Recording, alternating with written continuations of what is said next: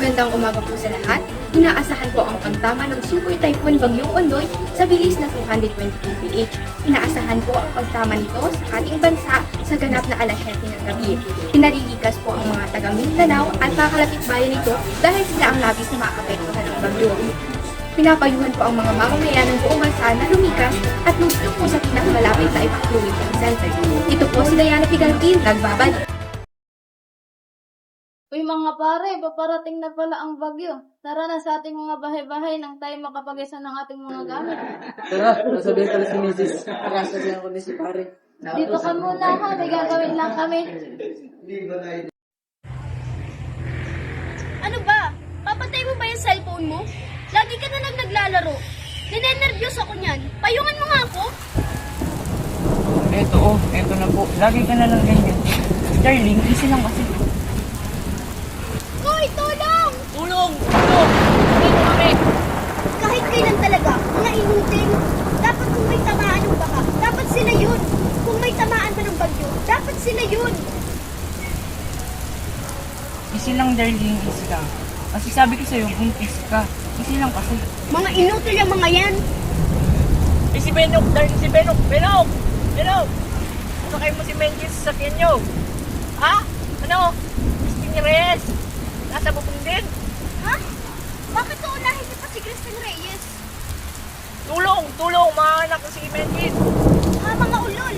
Buti pa ang mga tambay. Kahit ganun, may mga paraan. Darling, yung mga gamit pinagbabalot ko na pero maaabot pa rin yun ng tubig. Ano gusto mong gawin ko? Yan! Yan kasi, pagkain kasi pinapakuha sa'yo, pero ano, dilata ang kinuha mo. Hindi mo nga mapuksan yung mga yan eh. Ano, ngangagkatin mo? Darling naman, rumaragas pa rin pa ako. Saka naman ako yung madali dito. Ang sarili mong anak, hindi mo ininda, hinahayaan mo nila Ate Josie. So, Pag may nangyaring masama, Darling, hindi siya pababayaan ni Aling Josie.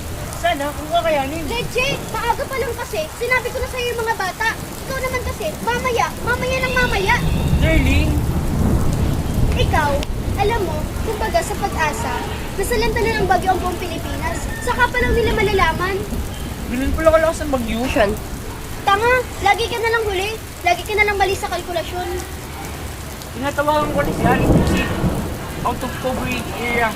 Magiging okay na si Josie. Diyan ka magaling. Easy lang, darling. Okay lang, darling. Hindi nga ba tayo mag-iisip gumawa ng paraan? Nanay? Oo, tatawagan ko na yung nanay ko. Nanay? Nanay ko. Lintik, kahit kailan talaga. Hindi ka naman walang nanay. Siraulo ka talaga. Darling, sorry, darling. Hindi, siraulo ka. Easy lang, darling. Hindi, siraulo ka nga. Go. Tatawagan ko si Ninong. Ninong, napakagaling.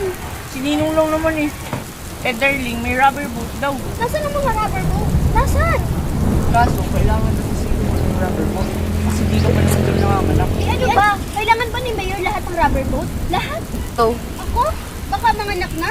Inaatake ba siya sa puso at di magpahiram ng rubber boat? go. Mang Timong, basta kay si Benji dyan sa badya mo. Mang Timong, opo, ha? Yung mga bata din, nasa bubong. Ah, sige po, Mang Timong. Unahin niyo na po yung mga bata. Ah, oh, aray ko! Aray! Mang Timong! Darlene, Mang Timong! Mang Timong! Ano to? Tae? Sira ulo ka ba? Huwag ka magalala. Ikaw na lalabas. Pasok na tayo. Ay, oo nga, pero wala tayong